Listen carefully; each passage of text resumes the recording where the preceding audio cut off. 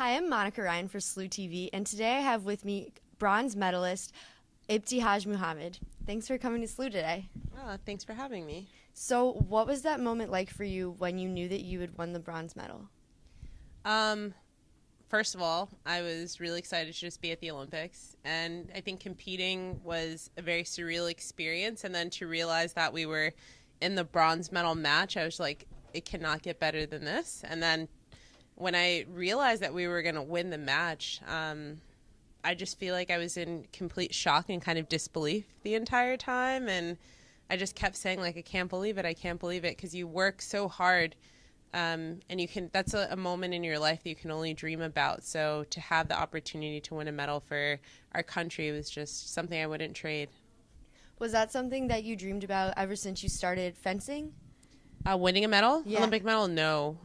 For me, I think that I've always been a person who set small goals for myself, and I've never thought about the Olympics or competing in the games or anything like that. I've always said, I want to go to a really good university, or, I want to qualify for a national team. I want to win a medal at world championships. So I set these benchmarks for myself, and I kept going until I don't know, won an Olympic medal, I guess.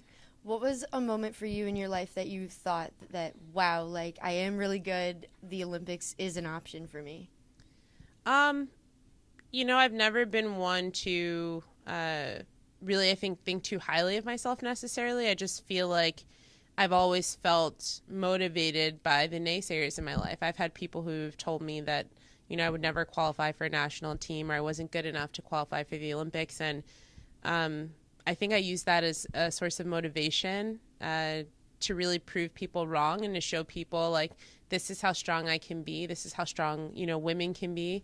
And that's kind of what's kept me going. I honestly never believed in a million years I'd be on an Olympic team. So to have that happen, I think, is just a testament to hard work. Absolutely. So, also, since you're a Muslim woman and you wear the hijab, how has that affected sports for you? Like, how has that affected your experience in athletics? I've always been really comfortable with who I am. I'm not sure if that comes from, good parenting or just, being resilient in a sense. I think from an early age, I realized that my hijab, or even being African American, had the power to change, like, how people treated me. And I've never really allowed that to dictate how I felt about myself. I have never, said that there are limitations on the things I can do or who I can be because I'm a woman or because I'm Black or because I'm Muslim. I think that, if anything, those have really, I think, encouraged me to believe in myself, knowing, like, my history of where I came from, or having faith in God and believing that anything that's meant for me will never miss me. I think that has helped really challenge my energy in a positive way and kind of kept the wheels turning. That's great. So also, when you do go and you speak to these communities, what do you hope that they get out of it? What do you hope that young girls find inspirational about you? I think that in my story, not just minorities or not even just women, I think that anyone who's familiar with my story can take away from it that, you can change or challenge people's misconceptions just by showing up and believing in yourself and not allowing other people to dictate your journey for you. I think a lot of times we put ourselves in boxes, and we put limitations on who we can be and what we can do.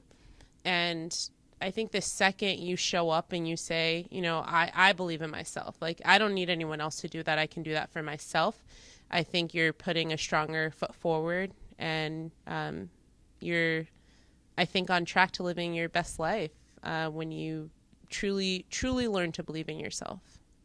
So what is next for you?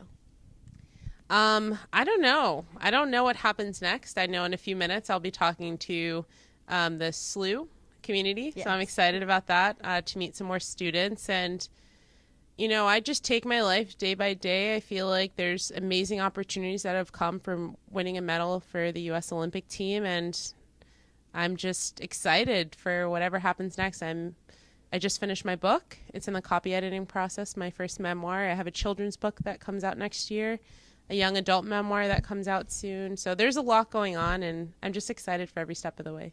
That's awesome. How do you manage all of that? Sounds like you're really busy. A good management team. Oh, yeah. It helps when you have help. Oh, definitely. All right. Thank you so much for coming to SLU. Oh, thank you for having me. You're great. Oh, thank you. Yeah. I was surprised. So good.